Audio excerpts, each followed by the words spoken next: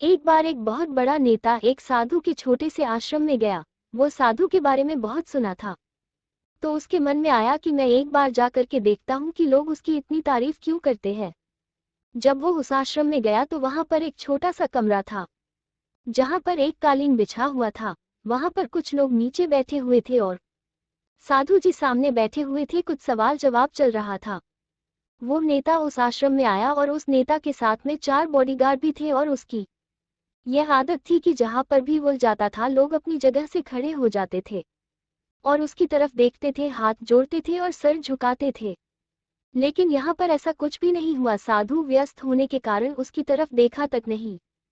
तभी नेता को लगा कि यह मेरी बेइज्जती है और वह इस बात से गुस्सा हो गया। नेता ने थोड़ा गुस्से से साधु की बात को बीच में काटते हुए कहा कि मैं आपसे कुछ कहना चाहता हूँ। साधु ने उसकी तरफ देखा और बोला, आप थोड़ी देर रुकिए, पहले मैं इनके सवाल का जवाब दे दूं, उसके बाद मैं आपसे बात करता हूं। तब तक आप अगर चाहे तो आप बैठ सकते हैं।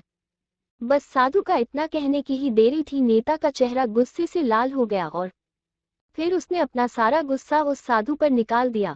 अभी तक वो नेता बहुत तमीज से आप कह करके बात कर रहा था, लेकिन अब वो तू तड़ाक पर उतर आया। नेता ने उस साधु को कहा, तुझे पता भी है मैं कौन हूँ और तू किससे बात कर रहा है?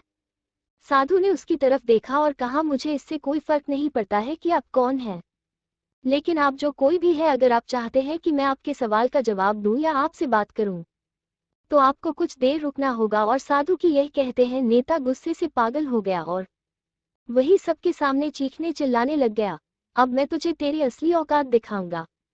तूने मुझसे पंगा लेकर के ठीक नहीं किया, तुझे पता भी है मैं तेरे बारे में क्या सोचता हूँ।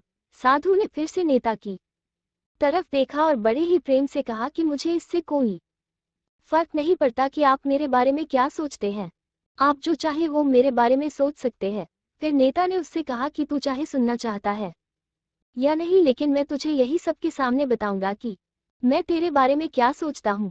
तू कोई साधु नहीं है, तू एक बहुत ही घटिया इंसान है, तू एक ढोंगी है, पाखंडी है और यहाँ पर जितने भी लोग बैठे हैं उन सबको बेवकूफ बना रहा है। तेरा बस एक ही मकसद है, इन लोगों की जेब में जितना भी पैसा है वो सब तेरे पास में आ जाए। तू अपने फायदे के लिए इन लोगों का इस्तेमाल कर रहा है और अब मैं तुझे नहीं छोड़ने वाला हूँ। पूरी दुनिया के सामने तेरा पर्दाफाश करके रहूंगा।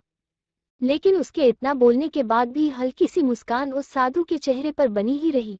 ये देखकर वो और भी तिलमिला गया और उसने कहा, अब बहुत हो गया, अब मैं यहाँ एक मिनट भी नहीं रुकने वाला, लेकिन अभी भी तेरे पास मौका है। अगर मुझसे माफी मांगनी है या मुझसे कुछ कहना है तो कह सकते हो।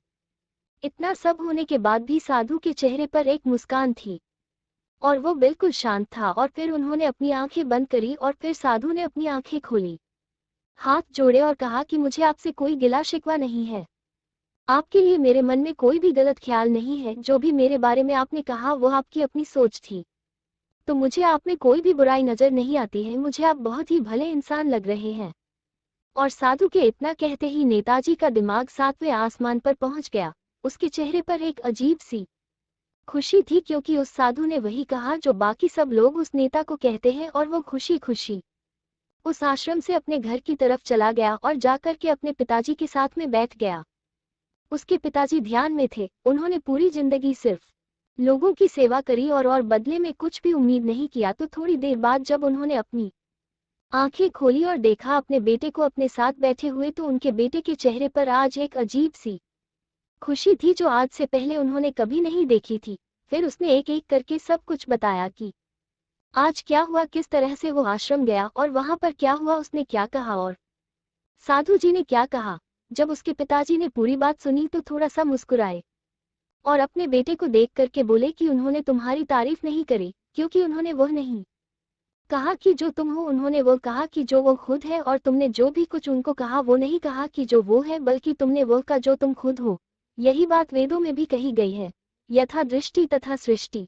ये दुनिया तुम्हें वैसी नहीं दिखती जैसी ये दुनिया है, ये दुनिया वैसी दिखती है तुम्हें जैसे तुम खुद हो। जिसकी नज़र जैसी है उसके लिए ये दुनिया वैसी ही है। तो अगर तुम अपनी दुनिया को बदलना चाहते हो तो उसका सिर्फ एक तरीका है, अपनी नज़र को बदलो।